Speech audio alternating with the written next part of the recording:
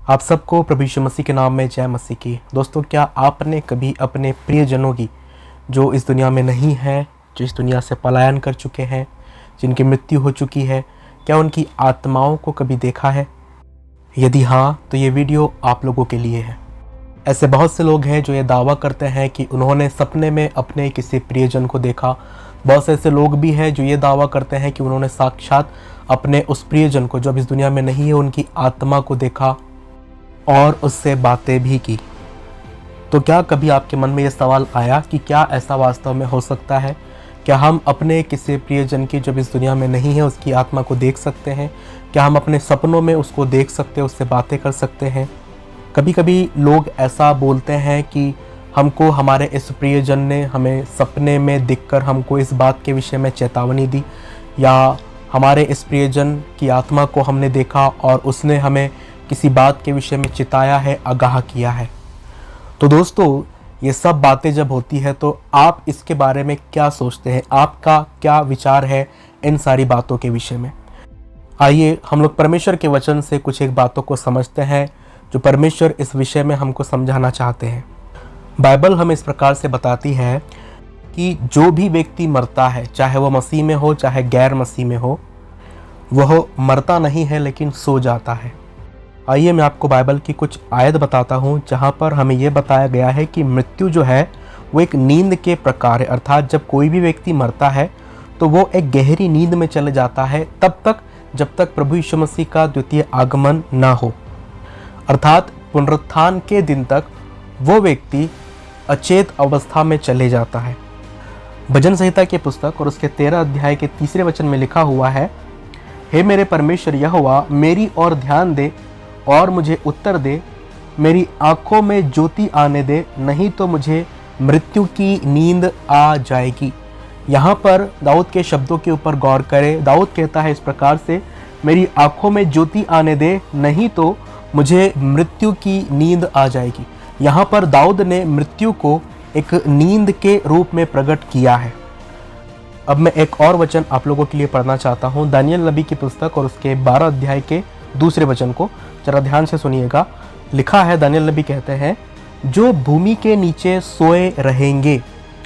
ध्यान से सुने शब्दों को। दानियल क्या कहते हैं?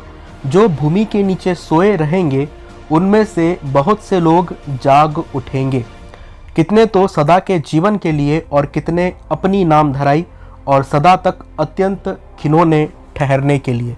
यहाँ पर दानियल नबी ने साफ साफ कह दिया है कि जो भूमि के नीचे सोए रहेंगे। अर्थात दानियल भी यहाँ पर स्पष्ट करता है कि जो भी व्यक्ति, जिसकी भी मृत्यु होती है, वह वास्तविक रीति से एक गहरी निंद्रा में चला जाता है। अब ये तो पुराने नियम के वचन हो गए। मैं नए नियम से भी आपको कुछ उदाहरण देता हूँ। आप लोग मेरे साथ निकाल सकते हैं कुरिन्थियों की पहली पत्री और उसके 15 अध्याय और उसके 18 वचन में पौलुस कहते हैं, वरन जो मसीह में सो गए हैं। ध्यान दे, पौलुस यहाँ पर कहते हैं कि जो मसीह में सो गए हैं। अर्थात पौलुस भी यहाँ पर स्पष्ट करता है कि मृतक जो भी इस दुनिया में मरते हैं वो एक गहरी नींद की अवस्था में चले जाते हैं, तब तक के लिए जब तक प्रभु यीशु मसीह इस दुनिया पर नहीं आते, जब तक रैप्चर नहीं होता, तब तक वो एक गहरी नींद में चले जाते हैं। हम लोगों ने प्रभु यीशु मसीह के जीवन काल में भी देखा, याईर की बेटी मरी तो प्रभु यीशु मसीह ने उससे कहा कि वो मरी नहीं है, सो रही है। लाजर भी जब मरा तो प्रभु यीशु मसीह ने उसके विषय में भी कहा कि वो मरा नहीं है, वो सो रहा है। हम एक चीज़ को हमेशा ध्यान रखें कि मृत्यु के बाद व्यक्ति मिट्टी में मिल जाता है, क्योंकि बाइबल हमें इस प्रकार से बताती है कि मनुष्य मिट्टी से बनाया गया है और अंत में मिट्टी में फिर मिल जाएगा। तो जब भी कोई भी व्यक्ति मरता है तो जिस मिट्टी से वो बनाया गया था उस मिट्टी में ही वो वापस मिल जाता है। अब एक चीज़ यहाँ पर आप लोग ध्यान दें दोस्तों, कि जब भी कोई व्यक्ति मरता है तो वो मरने के बाद कुछ भी जान नहीं सकता। अर्थात उसको उसमें किसी भी प्रकार की जानने या समझने की कोई जो सेंस होता है वो नहीं होता है, क्योंकि शरीर के साथ उसके सारे सेंस मर जाते हैं। इसलिए मरने के बाद कोई भी व्यक्ति कुछ भी नहीं जान सकता जो इस दुनिया में हो रही है। दूसरी बात कि मरने के बाद किसी भी व्यक्ति की कोई मानसिक शक्ति नहीं होती है।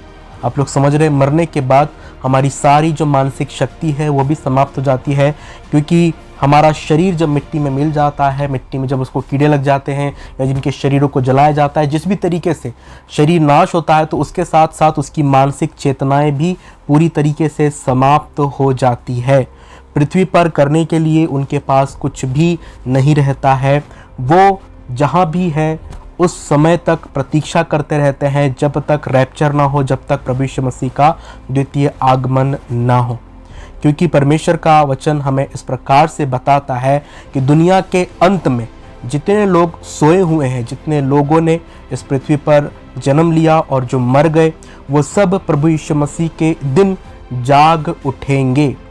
बाइबल में हमें इस प्रकार से बताया गया है कि जितने भी लोग मरे हैं, चाहे वो किसी भी रूप में क्यों ना मरे हो, चाहे वो कहीं भी दफन क्यों ना गए हो, चाहे उनको कहीं जलाया गया हो, चाहे उन्हें समुद्र में, नदी में बहाया गया हो, कहीं भी कैसी भी दशा उनकी क्यों ना हुई हो, परमेश्वर का वचन हमें यह सिखाता है कि जितने भी लोग इस दुनिया में मरे हैं वो प्रभु यीशु मसीह के दिन फिर से जाग उठेंगे और परमेश्वर के न्याय सिंहासन के सामने खड़े होंगे।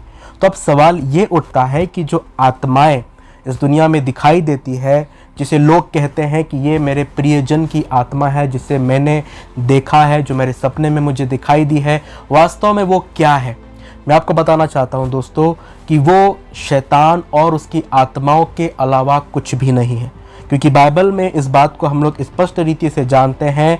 कुरिन्थियों की दूसरी पत्री और उसके 11 अध्याय को जब हम लोग पढ़ते हैं, 14-15 वचन को, तो बाइबल वहाँ पर हमें इस प्रकार से बताती है कि शैतान आप भी ज्योतिर्मय स्वर्गदूत का रूप धारण करता है।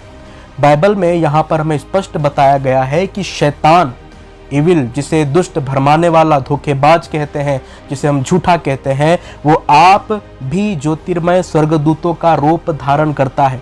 अब यहाँ पर पौलुस के शब्दों के ऊपर ध्यान दे। पौलुस कहता है कि शैतान आप भी ज्योतिर्मय स्वर्गदूतों का रूप धारण कर सकता है। तो आप कल्पना कीजिए कि वो शैतान जो ज्योतिर्मय स्वर्गदूतों का रूप धारण कर सकता है, क्या वो आपको भरमाने के लिए, आपको धोखा देने के लिए या आपको बहकाने के लिए आपके किसी प्रियजन का रूप नहीं ले सकता? क्या आपके किसी प्रियजन के रूप में आकर आपको दर्शन में बहका नहीं सकता, सपने में बहका नहीं सकता, या आपको साक्षात दिखकर वो आपको भरमा नहीं सकता, आपसे झूठ नहीं बोल सकता? शैतान ऐसा कर सकता है, वो ऐसा ही करता है। तो जितने भी लोगों की आत्माएं आपको दिखती, जो भी आपका प्रियजन है, जिसे आप बोलते हैं कि ये मेरा प्रियजन है या ये मेरा फलाना रिश्तेदार है जिसकी आत्मा को मैंने देखा, वास्तव में वो उनकी आत्माएं नहीं होती हैं भाइयों बहनों। वो शैतान है, वो शैतान की आत्माएं हैं जो आपको भरमाती है, बहलाती है और आपको भटकाने का प्रयास करती है। क्योंकि बाइबल में, वचन में इस प्रकार से हमें बताया गया है कि शैतान आरंभ ही से धोखा देते आया है। वो आरंभ ही से झूठा है, वो आरंभ ही से भटकाने वाला है। कभी कभी लोग अपने सपने में अपने किसी प्रियजन को देखते हैं, तो मैं आपको बताना चाहता हूं कि वो आपके मस्तिष्क का एक खेल होता है भाइयों बहनों। क्योंकि जो भी आपके साथ रहा है, जिसके साथ आप उठे बैठे हैं, उनकी यादें आपके मस्तिष्क में हमेशा बनी रहती है। और जब भी आप उनके बारे में सोचते हैं या उनके बारे में ख्याल करते हैं या उनकी बातें आपको याद आती है और उसके बाद जब आप सोते हैं तो आपको वो लोग अपने सपने में दिखाई देते हैं। तो यहाँ पर आप लोग इस चीज़ को समझिए भाइयों बहनों कि मैं आपको बताना चाहता हूँ कि जितने भी मृतक लोग हैं, जो इस दुनिया में नहीं है, जो किसी कारणवश इस दुनिया से चले गए, उन सब की आत्माएं भटकती नहीं हैं इस दुनिया में। वो अनंत विश्राम में चले जाते हैं जब तक प्रभु यीशु मसीह का द्वितीय आगमन नहीं होता, और जब तक प्रभु यीशु मसीह के न्याय का दिन नहीं आता तब तक वो सोते रहते हैं गहरी नींद में। और जब प्रभु यीशु मसीह का आगमन होगा, जब अंतिम तुरही फूकी जाएगी थिस्सलुनीकियों की पत्री के 5 अध्याय के अनुसार, तब जितने लोग सोए हैं वो जी उठेंगे और जो जीवित है वो प्रभु के साथ बादलों में उठा लिए जाएंगे। तो यहाँ पर इस चीज़ को हम लोग गंभीरता से समझ लीजिए। और आप लोगों ने देखा होगा कि बहुत से ऐसे पास्टर्स हैं जो लोगों से पूछते हैं, जिनके अंदर दुष्ट आत्माएं होती है, उनसे पूछते हैं कि तुम्हारा नाम क्या है, तुम्हारा नाम बताओ। तो वो जो जिसके अंदर दुष्ट आत्मा होती है वो उनके ही परिवार के किसी सदस्य का नाम लेकर बोलता है कि मैं उस व्यक्ति की आत्मा हूँ, या मैं इसकी रिश्तेदार हूँ, मैं इसकी नानी हूँ, मैं इसकी दादी हूँ, मैं इसकी बुआ हूँ, मैं इसकी बहन हूँ। तो इस प्रकार के नाम लेकर वो बोलते हैं कि मैं इनके रिश्तेदार की आत्मा हूँ। लेकिन वास्तव में उनके रिश्तेदार की आत्मा नहीं होती है, वो दुष्ट आत्माएं ही होती है, वो इविल स्पिरिट होती है भाइयों बहनों। तो जब भी वो व्यक्ति जो बोलता है कि भाई तुम्हारे अंदर कौन सी आत्मा है, तुम कौन हो, कहाँ से आए हो, और जब कोई व्यक्ति ये बोले कि मैं फलाने व्यक्ति की आत्मा हूँ, तो आप उस बात के ऊपर भरोसा नहीं कीजिएगा दोस्तों, ठीक है। क्योंकि हम इस बात को समझिए कि शैतान धोखा देने वाला, भरमाने वाला और भटकाने वाला है। जो व्यक्ति मर गया तो उसकी आत्मा कैसे किसी के अंदर समा सकती है, ठीक है। न्याय के दिन तक सारे लोग सोए रहेंगे, किसी की भी आत्मा इधर उधर भटकेगी नहीं, ठीक है। तो जो भी लोग इस प्रकार की बातें करते हैं, ऐसे लोगों से आप बचकर रहिए। हमारे अंदर किसी की आत्मा नहीं समाती, अगर किसी के अंदर कोई आत्मा समाती भी है तो वो दुष्ट आत्मा होती है। बाइबल में आप लोग देख लीजिए, प्रभु यीशु मसीह ने जिसके भी अंदर से दुष्ट आत्मा को निकाला, वहाँ पर कहीं भी ऐसा नहीं लिखा गया है कि प्रभु यीशु मसीह ने किसी के अंदर से किसी के रिश्तेदार की आत्मा को निकाला, उसकी आत्मा को निकाला, इसकी आत्मा को निकाला, नहीं। बाइबल में हम लोग साफ साफ देखते हैं कि प्रभु यीशु मसीह ने जिसके भी अंदर से दुष्ट आत्माओं को निकाला, वहाँ पर एक ही शब्द उपयोग में लाया गया है, दुष्ट आत्मा, सिर्फ दुष्ट आत्मा, ठीक है। बाइबल में आप नहीं पढ़ेंगे कि किसी के अंदर चाचा की आत्मा थी, किसी के अंदर मामी की, किसी के अंदर बुआ की, किसी के अंदर माँ की, या किसी की भी आत्मा आप लोग ऐसे नहीं पढ़ेंगे बाइबल में कि किसी की आत्मा किसके अंदर समाई हुई थी, कहीं नहीं। अगर किसी के अंदर समाती है तो वो सिर्फ शैतान की शक्तियाँ होती है, दुष्टात्माएं होती हैं, शैतान की सेनाएं होती है, जो लोगों के अंदर घुसकर उनको परेशान करती, उनके जीवन को, उनके परिवारों को बर्बाद करने का काम करती है।